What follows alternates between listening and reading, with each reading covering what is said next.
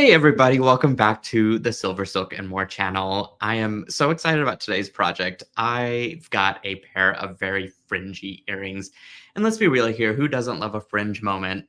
Now, this technique that we're going to learn today is bead weaving, and sometimes that can be a very scary word for people that are either new to jewelry making or just really haven't even given it a chance to do any bead weaving. But don't worry, I'm going to take you through all the steps one at a time until we finish the earring. I promise it's not that scary, and you are going to walk away learning something completely new and inspiring. I promise you that. So, let me show you what I'm talking about.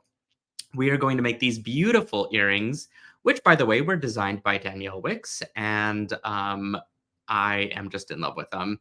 If you, by the way, are enjoying this content and want to see more, be sure to hit that subscribe and like button for the channel.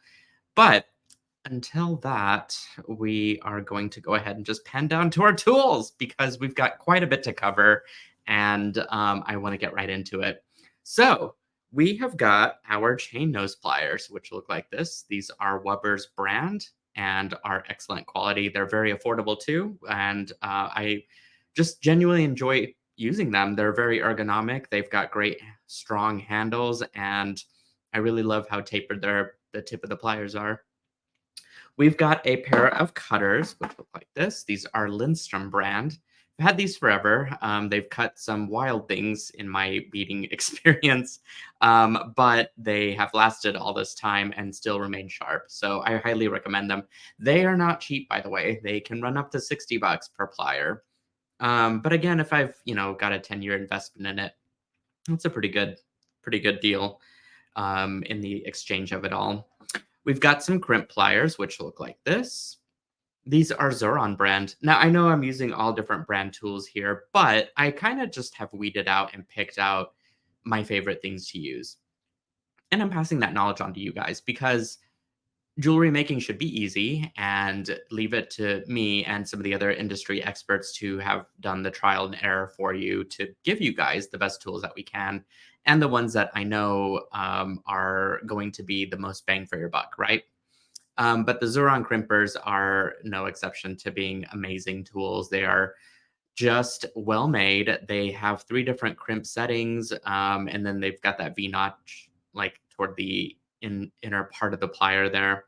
The tip is amazing too because it's super tapered, and they can actually work as a second chain nose plier pair. So I really love having these around. And as optional things, we've got our Loctite glue, which I've got on the side if I need it. And then I don't really have a thread burner, but if you do have one, you can absolutely use that instead of the Loctite. Um, the other thing is the beading needles. I didn't get to talk about those.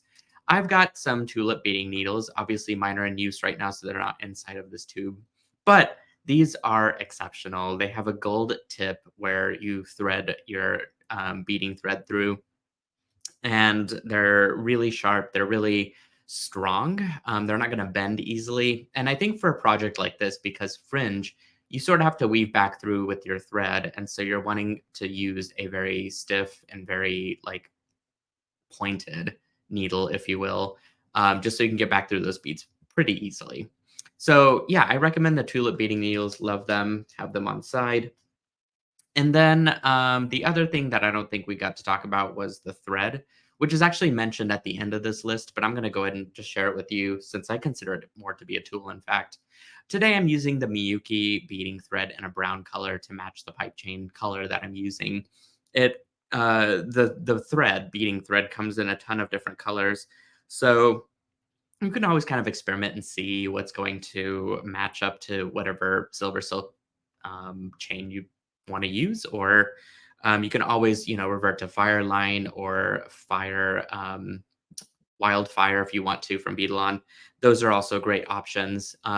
In this case, because we were trying to match it very closely to the beading to the silver silk, um, it was just a good way to go for the Miyuki thread. So there it is. That's the label if you're looking for an exact match. All right, let's get into the actual materials that we're going to use today. I've got some bronzite pipe chain. This is spectacular silver silk. It is a 3 millimeter chain that has a hollow center. The tubing that runs through it is made out of silicone. So, just kind of preface with if you've got a rubber or latex or silicone allergy, this probably isn't the stuff to craft with. But I know that the tubing is used all over the jewelry making world, and I've just decided to take it and knit over it. And this particular color called bronzite has a antique bronze, antique copper color wire that's been knitted over it, giving it an amazing texture. It is one of the 7 different silver silk chains that I carry in the store. Now you'll see that it says 8 inches of the chain. That's for both earrings. Since I'm just going to make the one today, we're basically just halving all the materials. So for each side, you'll need about 4 inches, give or take. Depends how big you want your hoop form to be, because that's what we're using the pipe chain for today. In this case, it's going to make a hoop that is this big. And if that is too big of an earring, you can always cut it down and make it smaller. That is totally up to your design preference. So have some pipe chain out. Along with that, you'll need a couple end caps for each. I went ahead and said 4 for both earrings. And this is the antique brass. Excuse me, I keep saying antique brass, antique copper color. Now, my findings are very special because it has a brass interior base metal that's been coated 5 different times with plating. And you get this sort of non tarnish, very well made finding at the end of the day. And this is all silver silk findings. And you'll know that it's silver silk because of the SS imprint that's on my findings. And so you'll know that the same technology has been used across the board for those 5 layers of plating and high quality finish. And it also comes in 6 different colors. So you could really match up whatever tone, whatever mood you're trying to make with your design. In this case, we are sticking with the antique copper. All right, crimp tubes. I've got some out here from Softflex Company. These are the 2 millimeter crimps. And then I've also got some beading wire in medium size. I'm using champagne today, but you guys can use virtually any color. It's going to be inside of the actual pipe chain. And so you won't even really see it. And if you've got scraps laying around of medium sized beading wire, again, this is Softflex beading wire. I highly recommend just using it up here. You'll need about, give or take, 8 inches per each side, maybe even less, just depending on how small like you want to make your earring. Um, in this case, I've just got a little scrap out that I'm going to work with. Okay, seed beads. Let's talk seed beads. I'm going to get these things moved up here for just a second. And we got quite a few seed bead colors to kind of go through. So you'll need about 4 grams of each of these. And here I've got metallic bronze, which looks like this. It is very pretty, very shiny. Just adds another metallic tone to this design. We've got raspberry. This is actually a silver lined raspberry. It's so pretty as well. It gives a nice pop of plum. Raspberry it's a darker red color. It's beautiful though. You could even say magenta. It's kind of a all-encompassing color of all those things. And then we've got tea rose, which looks like this. It's a beautiful peach color. And then limestone. Now, if you're looking for the particular, like the exact match of the seed beads, because these are Miyoki seed beads, you will need to check out the video description for a comprehensive list of materials. You can also go to silversilkonline.com and check out the education videos and, well, specifically, I guess, the tutorials. It's on the top side of the menu, and you can definitely just click in and see all the different, first of all the different library of classes that I offer, which is quite a bit of inspiration and ideas, but you can also get a very comprehensive list of all the materials that I've used. And so if you're wanting to make an exact replica of today's project, you can absolutely do that. All right. And these are all size 8 seed beads, by the way. The only size 8 seed bead that we're not going to use is the size 15 in a metallic bronze as well.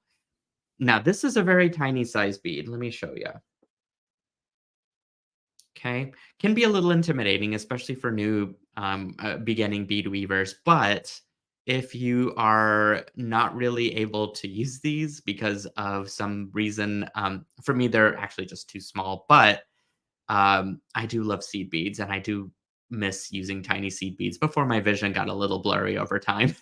So really, it's just more or less because I can't see them. But you can always switch to a size up. So if you're wanting to use a size 11 seed bead, you can absolutely do that. Feel free to alter any of this pattern once you get the technique down, which is the brick stitch and the fringe. You guys can just have at it however you want to with the amount of alteration and material mixing that you want to do. I know that we all collect beads and probably even seed beads. Might not always use them, and that's okay. But this will give you a pretty good idea of the materials required for this until you're able to branch out. So that is my seed bead spiel. And then we've got the fire polish beads, which are right here. These are absolutely stunning. They go along with the raspberry color, and so it's just a perfect match. All right, let us get started with our step number one. I'm going to grab that pipe chain that I showed you guys earlier, and I went ahead and cut it to the size of the hoop that I want to make.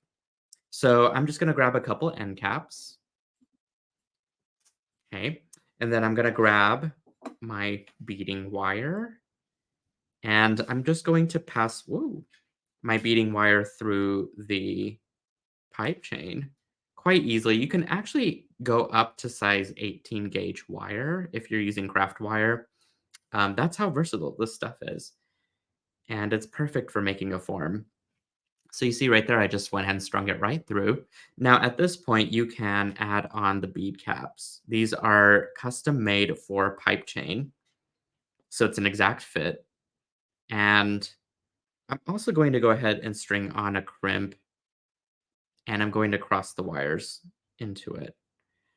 So at this point, as I tighten it, you can see that the pipe chain kind of is starting to fit into the caps. I'm just going to give it a nice, like, lovable squeeze there to get it into position. At this point, you can apply a bit of Loctite glue right underneath the end cap if you really want to. That just makes it kind of stay in position a little bit better. Not really required or anything like that, but I will say that it can help you if you are struggling with keeping that end cap on. I think I got mine to fit pretty easily, so I'm just gonna not do that. But you can if you need to, of course. All right, the next step is to crimp our 2 millimeter crimp. So I'm just gonna grab my Zeron crimpers. I'm gonna go into that middle notch first. You might actually have to kind of put it directly in a space or in a position where you can grasp that crimp pretty easily. It looks like if I hold it like this, where it's just pointing straight out, both the component and my pliers, then it's just easy to get to. And then just give this one last squeeze just to make sure everything is nice and aligned correctly. And didn't quite have it in there. There we go. I'm just going to press it down, and you'll get this sort of crescent shape that happens with the crimp. What that does is it sort of separates those two wires into different compartments. And then you just go into your crimp, pliers again, hit up that second notch within your pliers for the 2 millimeter size, and press down. And the crimp folds in on itself. And that's how you know that it's going to be perfectly strong. You can take these extra ends and tuck them into the pipe chain if you want to, or you could cut it off there. That's totally up to you guys. I'm just going to cut it off right there.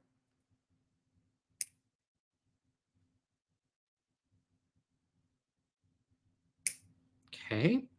Not bad, not bad. We don't have anything sticking out, which is great. And we've got our hoop form. So we can move on to the next part of our lesson, which is the actual bead weaving part. Now, The hardest part about bead weaving isn't stitching beads together necessarily. It is the idea of getting that needle and thread on efficiently. Most of you guys know what I'm talking about because sometimes that little tiny little hole within the needle can be super intimidating. There are different needles out there, by the way. Beadalon has a needle that is completely split down the middle so that you just open up the needle, put in your thread, and you're ready to go. It doesn't have the most well, I would say it's the most flexible needle. It's not gonna be a stiff needle like this one is for the fringe, but, if that's easier to thread with, and if that's the only barrier that's holding you back from bead weaving, then by all means, I say just try it out and see. Alright, I'm going to roll my thread between my index and thumb. I'm going to place the needle directly over my thread and then just push forward with both my fingers. And if you're lucky, you will have your needle threaded. This is also where you need 120 inches, which kind of equates to about 10 feet, which seems like a lot, I know. You can, if you're really not wanting to work with that much, you can absolutely cut it in half, work with 5 feet at a time, and then just continue to add on thread if you want to, or if you're just wanting to have like a seamless piece throughout the entire bead weaving process of your design, then I think having a little more thread than is necessary is always going to make sure and it'll ensure that you have all of the thread that you need for the project. All right, so we're gonna leave about a 7-inch tail. So let me see here. It's about yay much, not too much, but between 5 and 7 inches is pretty good. And I am just gonna kind of eyeball where the fringe is gonna be, starting probably about right here. I would say if you go in an inch and a half down from where your cap is to the beginning part of where the fringe needs to be, that's going to be the best spot to create your brick stitch. And so just give yourself a double knot there. And you can already see that the thread is kind of just disappearing into the pipe chain, which is exactly what you want. So I'm going to give that a good tug, and that's what it should look like. All right. And all right, we are ready for our brick stitching. So I'm just going to flip this whole thing around. That way I am ready to get myself started. And I'm going to grab 2 seed beads. Let me grab my little tray here. Stitch, whenever you're stitching over a form, you're going to have to start with 2 beads at a time, and then you'll simply move to the one. But once you string those 2 beads on, I'm just going to hold them together and then go under the pipe chain and then up through that second bead. So these 2 beads are now going to be basically right next to each other by the time that I pull up my thread.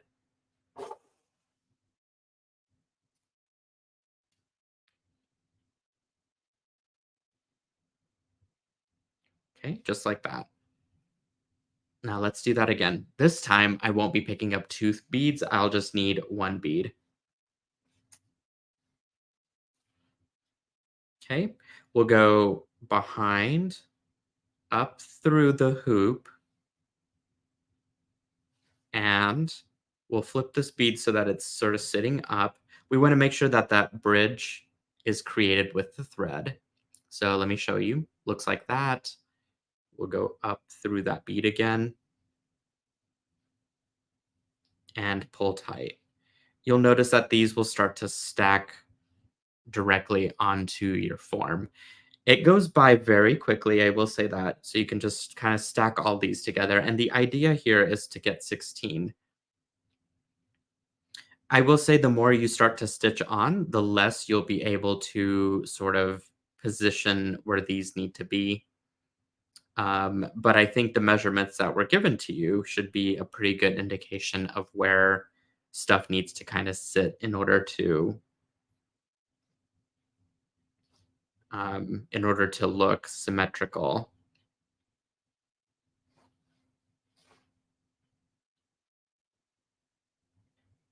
Okay, and up through. So that is the beginning form of the brick stitch. And you'll also notice that this will start to curve along your form.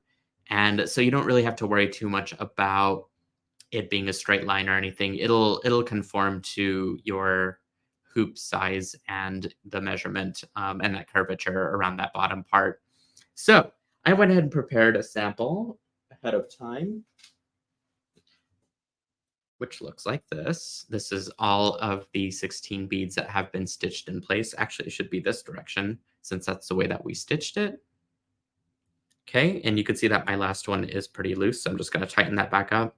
So at this point, what I'm going to do is, because I'm also right-handed, I'm just going to flip this entire form right around so that my stitching will begin back over on the right-hand side. And I'm going to now move on to the next step. And so this is our 16 beads, which is creating our second row. So we're going to actually do the same thing as before. We're going to pick up 2 seed beads, and this time we're going to go up through that thread bridge that we had from the beginning, which that just means that that is that thread between the 2 beads at the top. Okay, there you go. Up close and personal with the beads. Once you do that, just kind of stack these guys next together and then just go up through the bead that you last had on, and boom, easy peasy. Let's do that again. And this time I'll only need 1 bead because that is the space that I've got next. Okay, here we go. Between the 2 beads.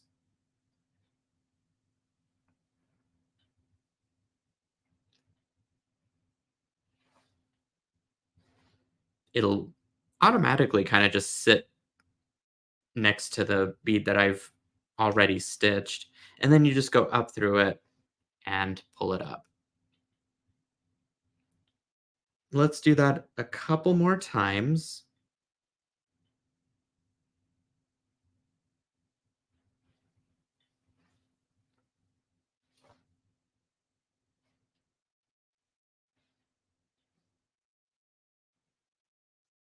Okay, there's one. So you can see it goes by really fast. This is going to ultimately set us up for our fringe here in a moment. Now, I will say you can only get up to a couple rows before you're not really going to be able to add on much more beads unless it's to expand that curve, because it'll not have the correct math configuration to go all the way around like it has on this anywhere beyond 2 rows. But you can certainly get the amount of seed beads that you need to on there. So you'll just do this all the way around and you'll meet up there at that last bridge. The last bridge requires 2 seed beads to create the last part of it. So here's what we did. We went up through the first part of it with the 2 seed beads, and then we continued to stitch it together. So I went ahead and prepared a sample that finishes out all of the stitching. And at the very end, I had sort of commented that you'll basically go twice on that last bridge. And here I've got that extra bead. And this will create a total of 18 rows. Okay, so there are 2 beads in that thread bridge right between that last set. And now I've got this amazing form where I can start to add on my fringe. And this is where you can break out all of your other seed beads. So I went ahead and illustrated this pattern for you of the configuration of those beads in the color order. So here it is. We've got a size 15 bead between each bead, first of all. And then second is that we've got this repeating pattern of 4 T rows, 3 raspberry, 2 limestone, and then the same pattern in reverse. We've got 3 raspberry, 4 tea light, or rose tea, excuse me, And then we've just ended with the two antique bronze color, followed by our little crystal, our fire polish crystal there at the end. Just a nice way to kind of end out the fringe. So now what we do is we just kind of pull all this stuff up together.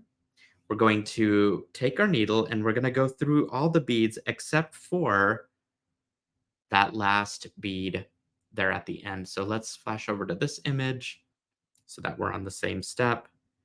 And you basically just can go straight through the beads if they're already kind of strung together or pulled together, I guess I should say.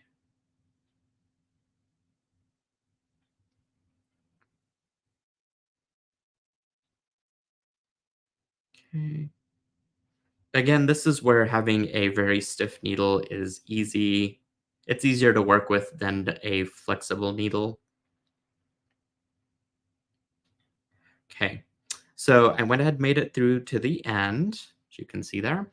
And the idea here is that you're going to have to keep the tail thread out of the way as best as you can. We're going to go up through that last size 8 seed bead, and we're going to sort of pull everything tight. Now I've got this gap in my thread, but I'm going to work it out. I'm just going to pull at that last bead, the size 15 bead, and then just kind of pull this together. And you'll see that it kind of just snaps in place, which is amazing.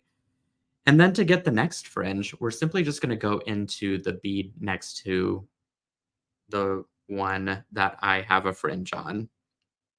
And again, apologies at this extra tail thread. Really, you could probably just stitch this back into the work at this point. I'm going to do that at the very end. But now you can see that I'm just going to go through that bead right next to it. So this will help me to create my next fringe and get started with that. So here's an image of what I just did. Okay. So again, we went up through that size 8 and down through the next one over, and we are ready to fringe it out again. So what it is when it is all put together, it looks like this. Ooh, now this is gonna be real fun to wear. I can already tell. So much fringe fun that's happening. And I'm at the very last one here, in fact. Okay, so and I went ahead and strung all these beads on so you guys wouldn't have to watch me do it during all of this. But same process here. I'm just going to actually go up through all my beads and then finally we're at the end where we just secure our thread. Okay, so let's go through all the beads. I would say the most time consuming part of this is probably um, getting the order of the pattern right, which is also the fun part, to be honest, because then you can take it to a whole meditative level and you could either lay these out ahead of time or you can, have your bead palette out and string on each on your needle one at a time. It's really just up to you and your necessity for instant gratification. In this case, it's kind of nice to have all these step outs finished so that I could show you guys in the most cohesive way. Okay, same thing again. We went back up through our fringe. I'm just going to tighten it by pulling on the thread. And now at this point, what I'm going to do is go up through that size 8. Just like that. I know it's a little bit hard to see, but I'll do my best to close up. And I'm going to pull it. And I'm going to actually go between that thread bridge that's of that first row. And what happens is it'll create a small loop, and I'm just going to actually take my needle and just loop it through the small loop that I've made. And I'm going to do that a couple times. The reason for this is it creates a miniature little knot that will eventually disappear once we stitch our thread back into our beadwork here, but it'll just keep it extra secure. And what you do with that extra thread is you just kind of weave it back and forth into your brick stitch.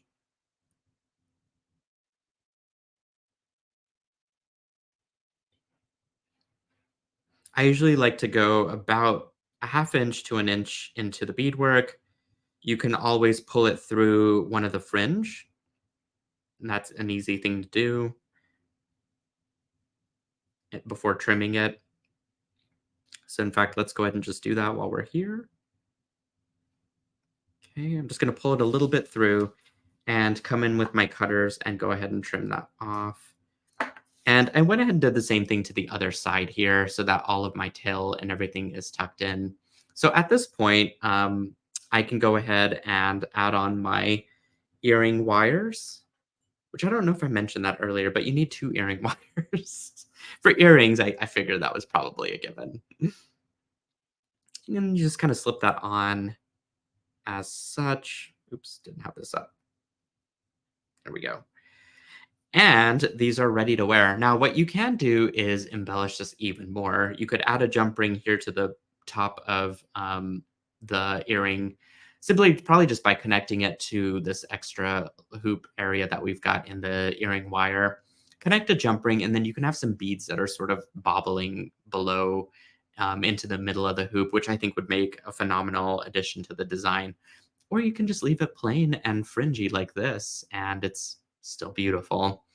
But that sort of concludes the tutorial for these earrings. It takes a lot longer. We've only spent 30 minutes together, but I will say because I've had these sort of step outs ready for you guys, just makes the whole project kind of come together cohesively. And nobody wants to sit there and see me string everything, probably.